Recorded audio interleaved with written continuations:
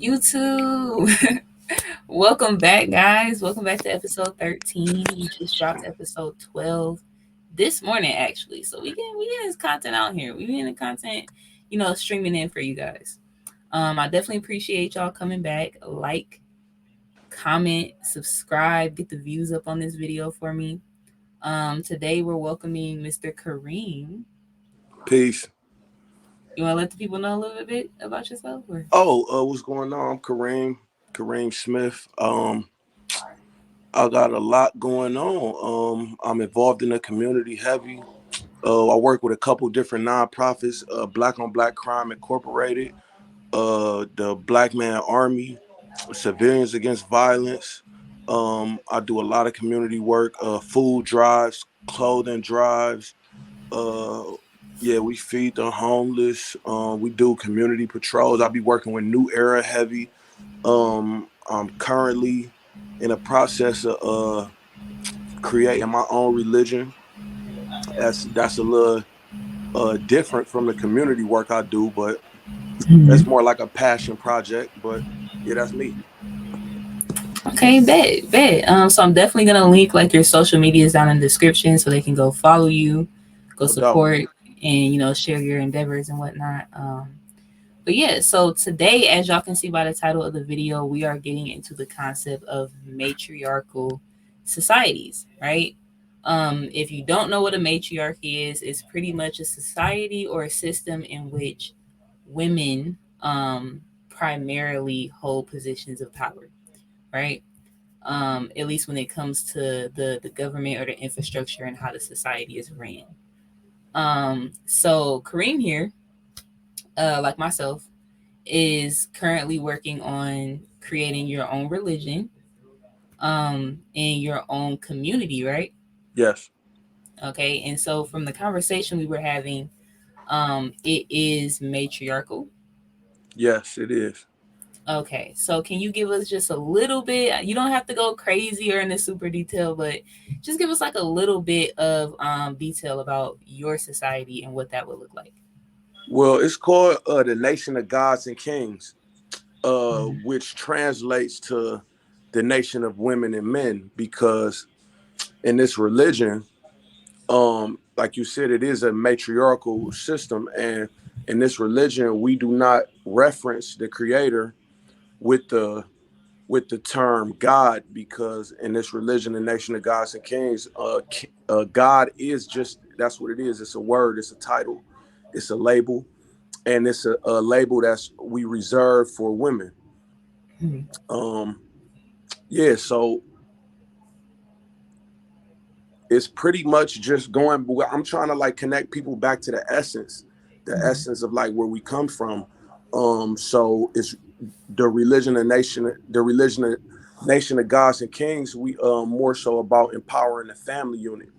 So in order to do that, we empowering the mother, the divine feminine. We believe the family starts in the womb. So Mhm. that's pretty much everything in a nutshell. Okay. Okay, that's the stuff. That's the stuff. I think that's very similar to our beliefs here at Manumi, in which we give birth and honor to the birthing aspect, right? Because that is the beginning of everything, right? That's the beginning of the nuclear family. That's the beginning of our society and our culture, right? Yep. And just us as human beings. So, do you believe that there is a creator outside of the woman, right? Do you believe in a entity or a God that created all living things? Absolutely. In this religion, we try to be as intentional as possible with our verbiage and the words we use. So um in this religion, it's more, we focus on what we know more so than what we believe. Mm-hmm. We reserve belief and hope and faith for the children and your loved ones. Like, we tell the children that we believe in them and we have faith in them, and hope for them or our loved ones. But as far as the creator, we know the creator. We have knowledge of the creator. So we don't have to believe. Mm-hmm. Our evidence of that is every time we go outside, every time we take a breath, the oxygen, the trees, nature, we know that it's not man-made. So we know it got to be something bigger than us that created it. In this religion, we just don't refer to the creator with male pronouns. Um, Yeah. So to answer your question, yes, we do know of a creator in this religion. Yeah. Hmm. And so when you say you don't refer to it with male pronouns, do you refer to it with female pronouns, or is it just neutral? No, we use female pronouns. Yes, Okay. absolutely. It's not. This is not. I try my best to go against the established system of patriarchy right now, and Hmm. what most of us is familiar with in religion, the Abrahamic religions. So we don't focus on a father God. We It's about the mother God, and we Hmm. also try not to use the term goddess, because Hmm. we know when we reference the definition of God, there is no male pronouns used. So we don't have to exclusively use the word God for a male deity. And I like that you say that because I am a goddess worshiper, right? Me and my husband are currently building a matriarchal society that worships a goddess. However, as you can see, I did convert to Islam a few years ago, and I still pray. I still recite the prayers. I still, when I speak, I say mashallah or inshallah, right? Um, but I understand that when I say Allah, I'm not saying a name. It's a title, right? The God, which, as you said, is actually gender neutral. It doesn't say anything about a male or a female when you look up the definition of God. Um, Absolutely. so I do like that you pointed out the neutrality there. So, how do you plan on executing this, right? Like when you think of getting the people together to form this community, is that your goal? Do you plan on actively recruiting people? What does the execution look like? Sure.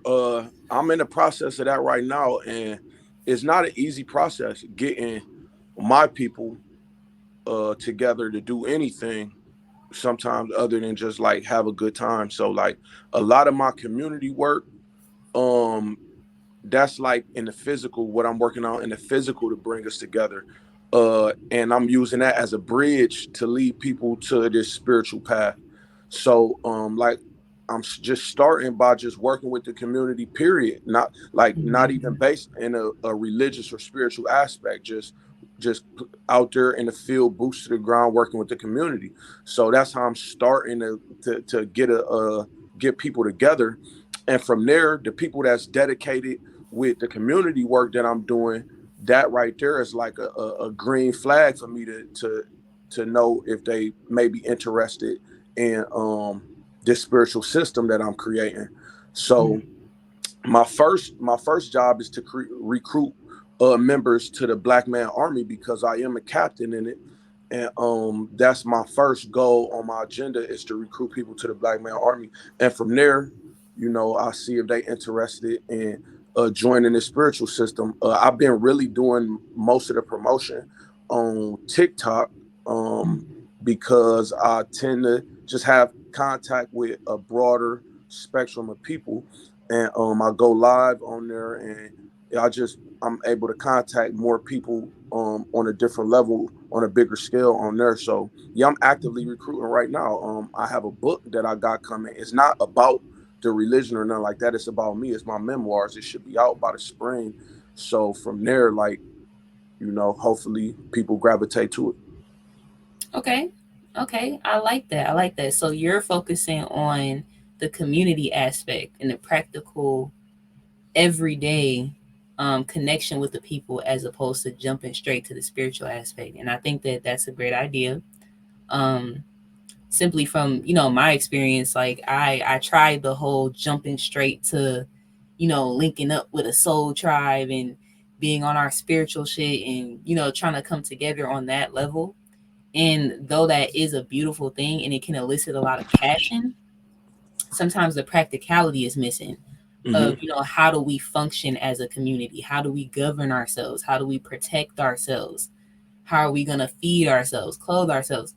These are kind of the things that kind of get left out when you just look at everything from a very religious or spiritual perspective. So I think laying that foundation is definitely a good idea. No, no So doubt. how oh, okay. So do you think the role of a man and the role of a woman will change under the influence of matriarchy, or do you think it will stay relatively the same? That's a great question. Um, I think it will change. I think it has to change because a lot of the roles have been reversed. Mm-hmm. Uh, we are not men and women. We are not fully walking in our true uh, potential and purpose. And I think switching to a matriarchal society will make that a mandatory thing. Like um, the roles and the terms and conditions has to be defined. And in a nation of gods and kings, like I said, the words that I use is very intentional. So by categorizing or using the title king to to to to describe the men in this religion, it's a purpose, it's a reason, because it's up to a king to be able to defend and protect his kingdom. And in the nation of gods and kings, that's the role and position of men. uh the only reason why we exist, why we genetically tend to grow uh a little bit bigger and a little bit stronger than women, because we was put here to protect and defend them, literally and figuratively, however you want to view it. So not saying men don't do it now, but the terms and condition haven't been defined how it's supposed to be. So Mm-hmm. under a matriarchal system, it would have to be, because I'm just going with the natural way of how we already set up, right? We all come from a woman, no matter what race you are, what creed, what religion you are. You came into this earth, this realm, and took your first breath after a woman risked her life for you to do so. And I'm speaking, I had to make it clear, because I'm speaking about the human beings that we are, that who we communicate with, who we experience every day. We come out of a woman. A lot of people think by saying that I am discrediting the divine masculine and the seed that is carried by the divine masculine. But unfortunately, us talking right now, we are not two seeds talking, we two humans talking, right? And a Mm-hmm. man pushes out a seed and a woman pushes out a human being. So that's why we revere and we venerate the divine feminine. Right. Right. So for you, it's just about redefining, because that's the thing. I think that these roles have been clearly defined when we go back to pre-patriarchal society, right? When we go back to ancient Kemet, where they were monarchical, right? They weren't necessarily matriarchal, but they were matrilineal, and they had a balance in the sense that they understood the necessity of both the masculine and the feminine. And even though the man took on a leadership role, it still was backed and supported by the feminine energy, right? When we go to ancient India, ancient Greece, the further we go back into antiquity, we see that there was more of an understanding between the dynamics of men and women. And like you said, we all adhered to the natural the natural truth, right? Right. Which is that, as you said, as human beings, that's where we come from. That is the source of our being. Like you said, the seed is very important. Nobody's discrediting that. However, in order for you to interact with this earth, you need a vessel, and you get your vessel from your mother, right? No doubt.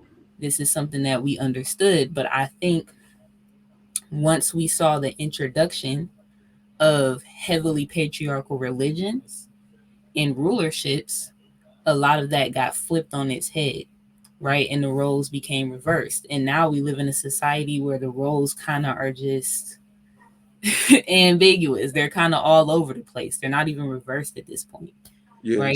just like most things. Mm-hmm. Yeah. It's all over the place, right?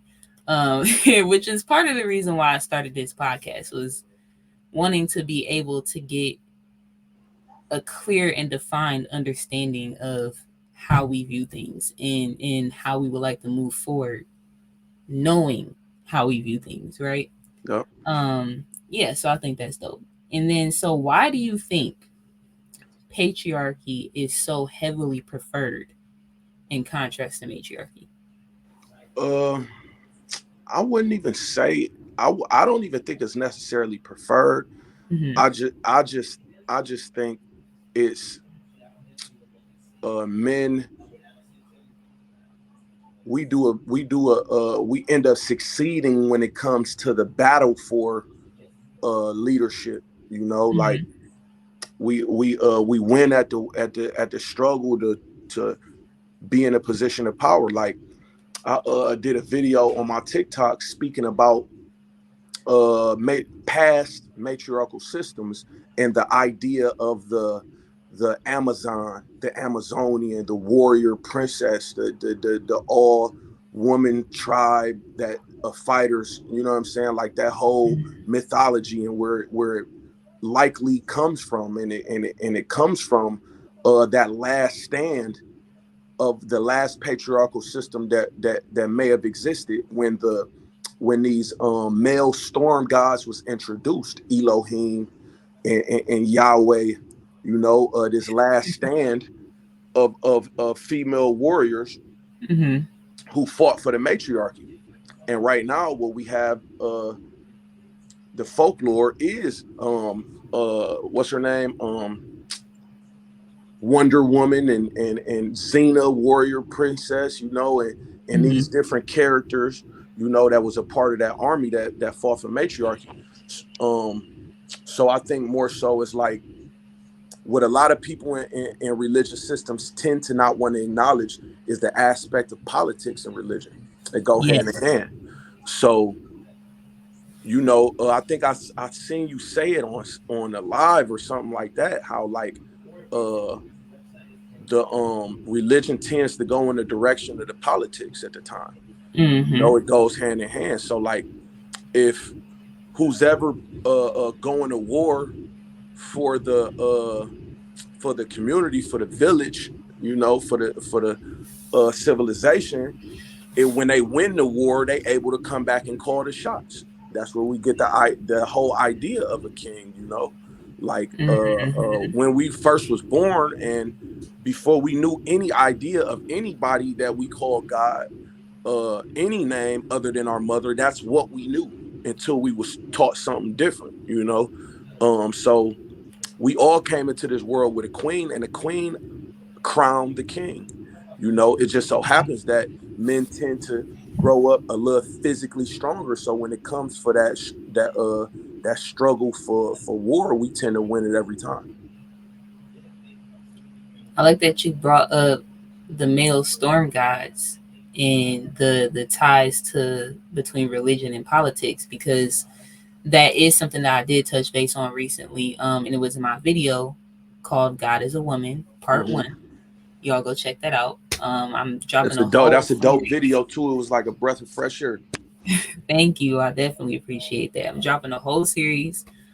Just really digging into the concept of goddess worship in matriarchal societies of antiquity and present, right? Hmm. So definitely stay tuned for that, y'all. But I touched base in there about how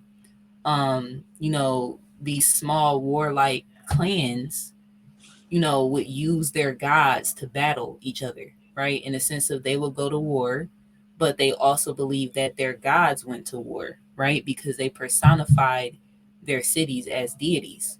And so if I was to conquer your tribe, then my God would then conquer your God. And your people would have to start worshiping my God, right? And so you saw that a lot during the time of, like, for example, the Canaanites, right? And you saw gods like Baal and El, which later became Elohim, right? And these gods were pretty much forced onto the people that lost the battle, right? And so I definitely agree with you that patriarchy in itself is a product of war. It is Absolutely. literally a byproduct of war. And that's why even all throughout the scripture, the main theme is war. The main, what are the Israelites doing? They're not just Today, up until yeah, today, yeah, exact to to this day. to this day. to this day, the Israelites are very warlike, right? And as you can see throughout the scripture, as they're conquering other tribes, they're introducing their God, and they're shunning the gods that are already worshipped at the time. So it's not that Elohim is the only God; it's just the God that is being pushed over the clans that have been conquered. So, yeah, I definitely agree with you that it's not necessarily that it's preferred, it's just a byproduct of war, right? And it Um, and I don't mean to cut you off. It shows how primitive we are as a species. That's still how we uh gain our position of leadership through brute force.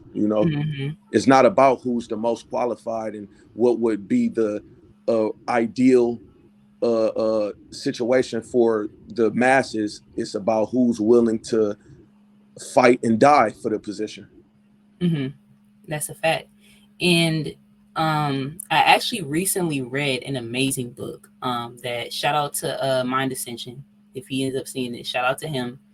He put me onto this book called The Iceman Inheritance. I don't know Mm, if you read it, but it goes into depth. Now, mind you, it's one of those books you kind of have to take with a grain of salt, depending on what you do or do not believe, because this is a Caucasian man who believes in evolution and like Neanderthals and shit like that, right? mm-hmm, But he breaks down the concept of humans being um temporarily what's the word I'm looking for? Territorial, mm-hmm, right? Meaning territorial over time. mm, So like other animals, we assert our dominance and we're territorial over space, right? So our land, our food, things of that nature. And then we're also socially territorial in the sense of I want to be the king, I want to be the alpha, I want to be the leader. And in order to do so, I have to beat you, right? mm, But then he also talks about how we're territorial over time in the sense of it's not enough for me to be the alpha, but I want my children and my children's children to to be in that also. position. Yeah. Exactly. And so we're willing to do things like enslave in other groups of people in order to hold on to this position of power as long as we possibly can. We're willing to bury our dead with slaves that we've slaughtered, right? Mm, So that they can take the slaves into the afterlife with them because it's not enough for him to be a king in this lifetime. He has to be a king in the next lifetime, no right? doubt. No doubt. So I definitely recommend that book. Like it's definitely in depth. It's definitely in depth, and it talks about that primal obsession we have with territory and a certain dominance and aggression and things of that nature. Um, so with that being said, do you think there are potential downsides to matriarchy? Uh, ain't no idea perfect because all of them come from us, imperfect creatures, right?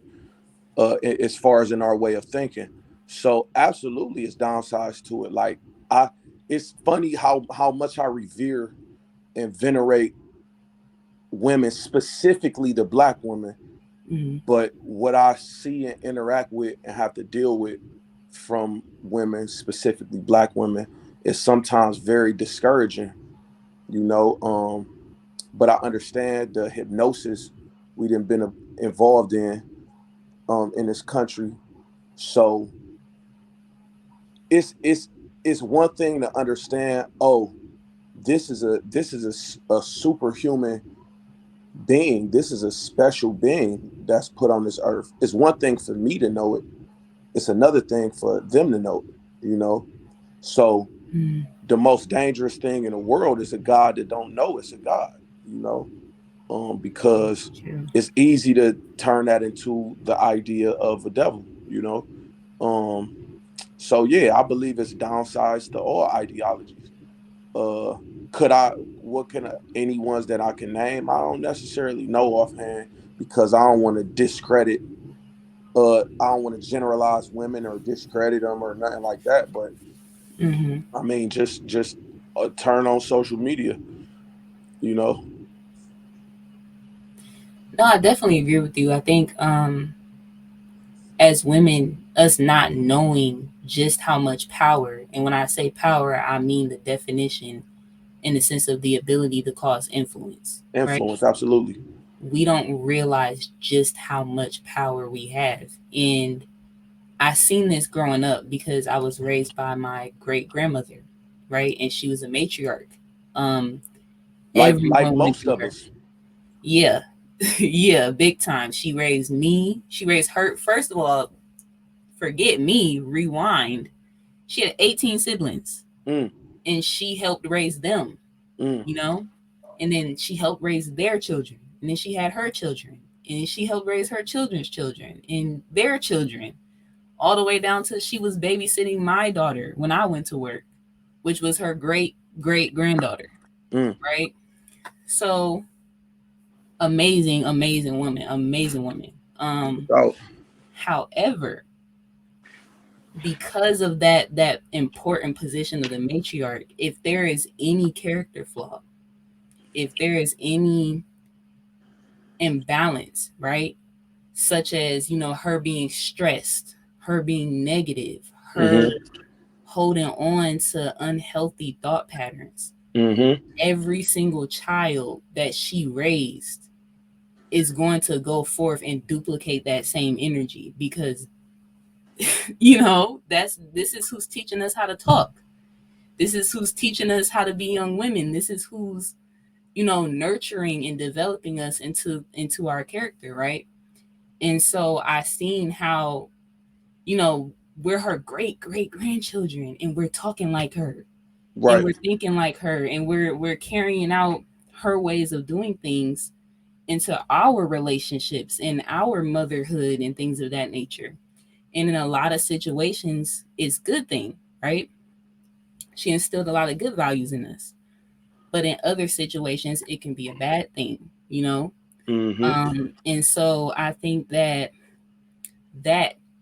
at least from my observation, can be the drawback to having that matriarch is if she isn't aware, if she's in a space of survival, right? mm-hmm, mm-hmm, I don't care about mentality and emotions and all that extra shit. Like I need food on the table, clothes on your back, a roof over your mm-hmm. head. Like I'm just trying to survive. She may not be realizing the mental and emotional and internal impact that she's having on the children that she's raising, right? Right, So yeah, it's definitely important to know the type of influence that we have right. um, as women. I agree. Mm-hmm. Mm-hmm. But yeah, that's pretty much all the questions I have. Is there anything that you would like to ask me? Is there anything that you would like to bring to the light for the people? Yeah, I can get so in depth on the subject, but um, through my research, that drew me to this conclusion of uh really shifting my understanding of the creator. It's been a hell of a journey for me, and like even just acknowledging the divine feminine, I feel like maybe I don't believe in coincidences, but maybe you do. So, Mm, or maybe whoever listening to this do. So maybe it's just a coincidence that around the same time that I made it, the intentions of like no longer um saying he and him and the father and all that, acknowledging the divine mother spirit, like my life has changed drastically for the better.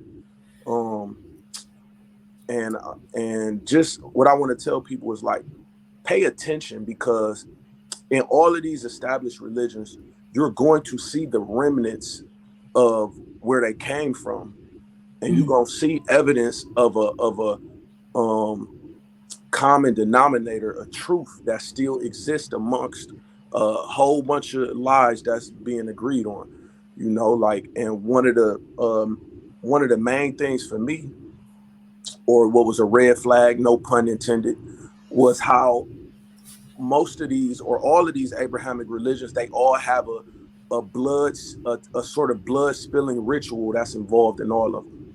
mm, Whether it be in Judaism, which everything kind of stemmed from, uh, you have circumcision.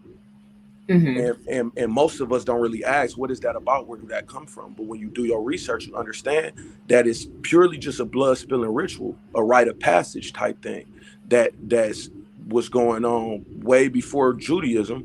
But where do it come from? Do your Mm-hmm. research on that. And then the other blood spilling rituals, as far as like even in Islam, there's still a Eid, or a celebration, a slaughter. I forgot what it's called, Kurban or something like that. But Mm-hmm. when the Abraham slaughtering the ram is still celebrated, and Muslims to this day still pay to have a ram. Say it's for charity, you know. But when you realize where it comes from, even when you look at Christianity, communion, or the obsession with blood, period, being covered in the blood of Christ, and the whole obsession with blood, where does this come from? To this day, I like to tell people I'm covered in the blood, because I love Mm-hmm. that saying, but I don't mean covered in the blood of Christ. I mean the blood that we all covered in when we first entered this realm, and that's the blood of our mother. Even Christ himself had to be covered in the blood of his mother to come into this world. You understand what I'm saying? So when you look at this common denominator of blood spilling rituals involved, you do enough research, you're gonna realize that it all comes from imitating the menstrual cycle. That's the first blood spilling ritual that come from the creator, you know. And in order for men to get in a position of power, we had to try to recreate that, to try to exaggerate our influence in the universe, because that blood, that natural blood spilling ritual that women experience is connected to the astral bodies, you know. It's connected to the moon. So it's like us imitating that was kind of trying to implement our place in the universe. So that's where you Mm-hmm. get circumcision. That's where you get spilling the blood of the animal, and so on and so forth. I looked into Hinduism, Mm-hmm. tantric Hinduism. It talks about the bleeding goddess Kamakya. And this belief system, menstrual blood is a sacred serum, a sacred fluid, you know, and they revere that whole process, right? And this is a belief system that was created from the people just moving out of Africa and settling in the Indus Valley region. So they brought from my understanding, my research, a lot of the things that was created there, they brought it from where they came from. Those people, they brought it from where they came from. So like I said, just do your research. Anybody is listening that think the stuff that I'm saying is crazy, just do your research, and you're gonna find out what the truth is, you know. And religion, a lot of these religion is a pyramid scheme. The people at the top know the truth. That's why you Mm-hmm. see the Pope venerating and revering that Black Madonna. The people at the top of these pyramids, they know the truth. When before every surah in the Quran, other than the ninth one, you supposed to say, "A'udhu billahi minash shaitanir rajim, Bismillahir Rahmanir Rahim." And if you look up the definition of the word Rahim, Rahim, It means womb. it means womb. It directly translates to the word womb, right? Mm-hmm. Which Rahim is one of the 99 attributes of Allah, maybe the first or second one, Mm-hmm. right? Um, when you look at the Kaaba and the black stone and how it was initially a representative of the goddess Alat and those moon Mm-hmm. goddesses before those 360 gods in the Kaaba was destroyed for the one God Allah. You know, when you look at that case in that black stone, some say it is set in a casing that resembles a womb, you know. And when some Muslims go travel to perform their Hajj, they go and they fight and they tussle just to rub and kiss and touch that black stone. And Mm-hmm. these acts is nowhere found in the Quran. You No. know, it's all tradition. But we know a lot of traditions that's involved in these religions existed before these religions came about, and they were carried on into these religions. So yeah, Mm-hmm. I just recommend everybody do their research. It's all in front of us. It's plain in plain sight. Please do your research. It gets deep, and it's like I be trying to shake people like just Just do it. Because y'all be trying to argue back and forth with me. And I'm like, I promise y'all, I don't want you to listen to me. Yeah, no, don't listen to nothing I'm saying. Do the Just go research. look. I like that you brought up the rites of passage thing. Is crazy how synchronicity works because we just had a live yesterday. You popped in for a second Hmm. where we were talking about matriarchy and we ended up getting on the subject of rites of passage. And one of the brothers was talking about how a lot of the rites of passages that our ancestors did was to teach you that you could overcome your pain. And not only that you can overcome your pain and your fear, but once you stop fighting against the pain, you can actually use it as a fuel. There's power in the pain. And I thought to myself, as women, that's common sense to us. When you have a child, the contractions are one of the most painful things you will ever feel in your life. Mm. But if you let go, you don't even have to push. The contractions will push the baby out for you. You know Hmm. that the pain is power, right? And I thought to myself, if I'm a man who doesn't experience childbirth Or a cycle every month. or a cycle, I have to try to recreate that pain so that I can have that same experience and learn that same lesson that's damn near common sense to a woman, right? Hmm. So I think that that's a great thing that you touched on. And then also, um, in my God is Woman video, I talked about how within our society, there's a lot of concepts, rituals, beliefs that we attribute to Abrahamic religions that have actually existed thousands upon thousands of years prior. A lot of people, when they see that I wear a niqab, but I have an alternative belief system, right, or a knowledge system, it's like, oh, hey, why are you wearing that? And that's Islam and blah, blah, blah. And I'm like, women were covering their faces for thousands of years before Islam came into the picture. Um, we don't even have to go all the way back to the origins. We can go right to ancient Assyria, where women covered their face as a symbol of status in marriage. And this was before Islam was ever implemented. So, I just, again, like he was saying, I encourage people to go and do that independent research because there are so many rituals and ceremonies um, that we ascribe to the Abrahamic religions that actually have deeper origins and roots, and you can actually understand what you're doing as opposed to what you've been told that you're doing, right? Absolutely. Mm-hmm. But yeah, so it definitely gets deep. It definitely gets deep, y'all. Definitely recommend y'all go do that research. Do you have a YouTube channel? A YouTube channel, I do, but it ain't really set up how I wanted to. But yeah, well, I Mm-hmm. don't even know the name of it, but I'll send you all the info. Okay, okay, but you did say you're prevalent on TikTok, so I definitely I'm gonna drop all your socials in the description so they can go follow you. They can go tune in. King Kareem on TikTok. King Kareem. King Kareem. Okay, bet I gotta follow you too. Make sure y'all like, comment, subscribe, hit that notification button. I think we put enough on the table for everybody to go, No do doubt. the independent study, Yeah, no right? doubt. I All right. appreciate you having me on your platform too. Oh, no problem. Thank you for coming through. Peace Thank and you. love. Thank you. Bet, bet. Let me exit up out of here.